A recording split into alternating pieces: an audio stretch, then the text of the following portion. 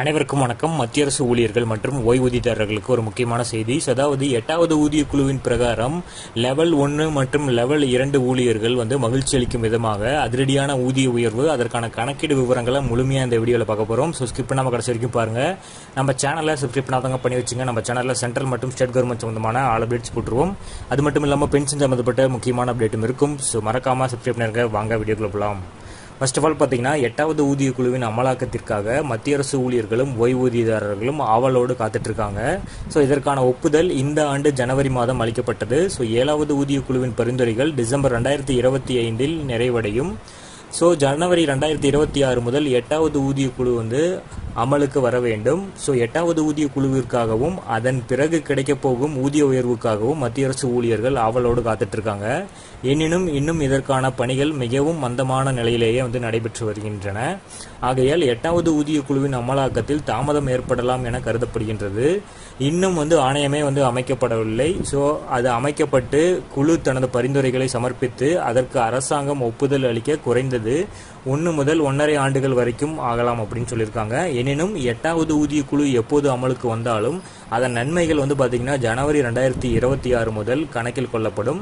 ஆகையால் ஜனவரி 2026 முதலான அரியர் தொகை மத்திய அரசு ஊழியர்கள் மற்றும் ஓய்வூதியதாரர்களுக்கு கிடைக்கும். 8வது ஊதிய குழுவில் பிட்மன் ஃபேக்டர் 1.92 2.86 நிர்ணயிக்கப்படும் என கூறப்படுகிறது.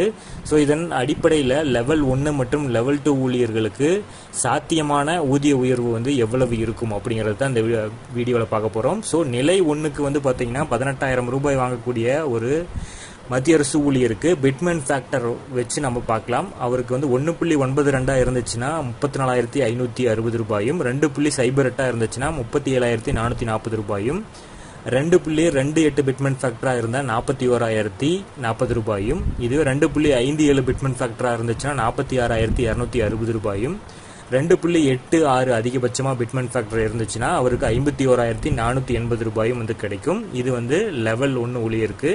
அடுத்தது லெவல் 2க்கு பார்த்தீங்கன்னா அவரோட அடிப்படை சம்பளம் 19,900 ரூபாய்.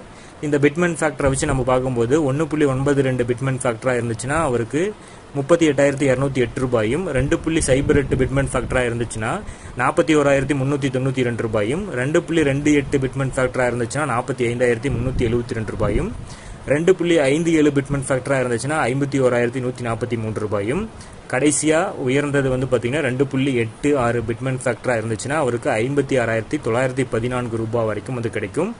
ஸோ இந்த ஊதிய திருத்தங்கள் மத்திய அரசு ஊழியர்களின் மாதாந்திர வருமானத்தில் குறிப்பிடத்தக்க ஏற்றத்தை ஏற்படுத்தக்கூடும். இது அவர்களின் வாழ்க்கை முறையினை பராமரிக்கவும், நிதி இலக்குகளை அடையவும், பணவீக்கத்தை சமாளிக்கவும், அவர்களின் ஓய்வூதிய சலுகைகளை அதிகரிக்கவும் இது உதவும். ஸோ 8வது ஊதிய குழு சம்பந்தப்பட்ட அறிவிப்புகள் வந்த உடனே நம்ம சேனலில் உடனடியாக அப்டேட் பண்ணிகிட்டே இருப்போம். ஸோ மறக்காமல் நம்ம சேனலை சப்ஸ்கிரைப் பண்ணி வச்சுக்கோங்க. தேங்க்யூ.